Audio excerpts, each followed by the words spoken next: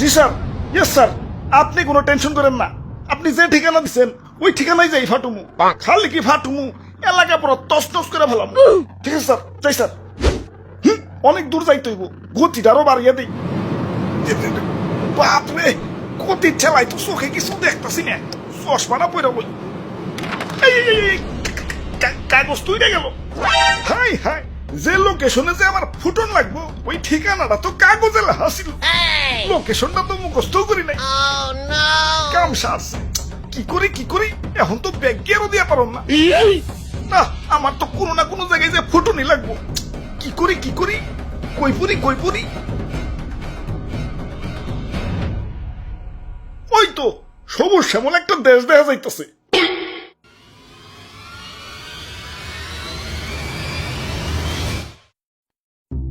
ভাই যাইতে দেন ভাই, দেরি হয়ে যাইতাছে। আব্বে হালায়, তুমি কোন আইসে দেখছো? চাঁদা পয়েন্ট, চাঁদা ছাড়া ঢুকতে দন যাবো না। ওরে বাপুরে, ইয়া চাঁদা দেও আর আগে বাড়াও। চাঁদা তোলেন কেন ভাই? এটা তো ঠিক না ভাই। এত কথা না কয়ে চাঁদা দিয়ে বিদায় হও, পিছে সিরিয়াল লাগছে দেখো না।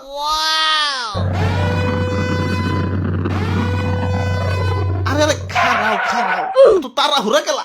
ওই আমার পথ আটকেও না, আমার একটু সামনে গিয়া ফুটতে হইব। কিন্তু সামনে যাইতে হলে যে চাঁদা দেন লাগবো। এই চাঁদা হবাই চাঁদা, এই রাস্তা দিয়ে যেই যাইব তারই চাঁদা দিতে হইব। দেন আপনার চাঁদা দাদা 150 টাকা। 150 টাকা? এই আমার কাছে কোনো টাকা নাই। টেকা না থাকলে তো যাইতে দেন যাবো না। ওই ইমার্জেন্সি ভাই, আমার একটু সামনে যাই ফুটন লাগবো, যাইতে দাও ভাই।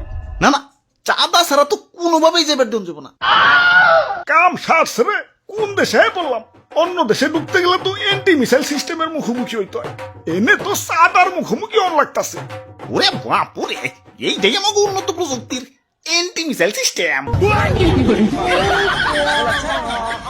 আরে ভাই বুঝতাছো না, ইমার্জেন্সি ভাই, আমার সামনে যে ফুটন লাগবো। বিশ্বাস করো ভাই, আমি তোমাকে দেশে ঢুকতাম না ভাই। খালি যে টার্গেটে যে আমার ফুটন লাগবো ওই ঠিকানাটাই হারিয়ে ফেলাইছে।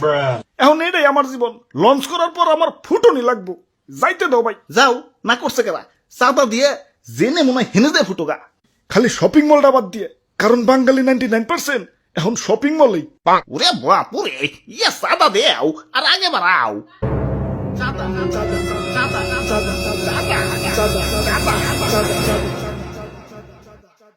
আরে ধর, এই তো মানুষের বেলায় কোথাও শান্তি পাইতেছি না। একে তো আমার জায়গায় জায়গায় ফুটিয়া ফাটিয়া দুনিয়া জুড়ে একটা গ্যাঞ্জাম বাজিয়ে দিছে, তার উপরে তোরা চাঁদাবাজিতে রাস্তা আটকে বয়ে রয়েছিস।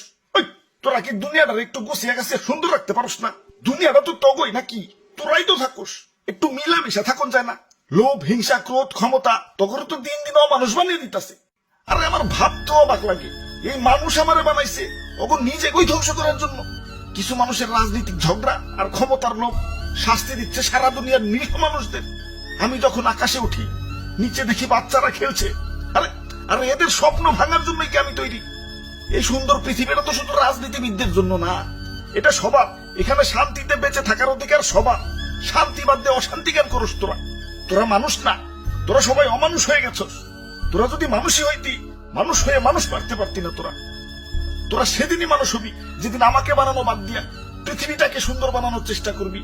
তোরা সেদিনই মানুষ হবি যেদিন আমাকে বানানো বাদ দিয়া নিজের ভাইদেরকে বুকে টেনে নিবি।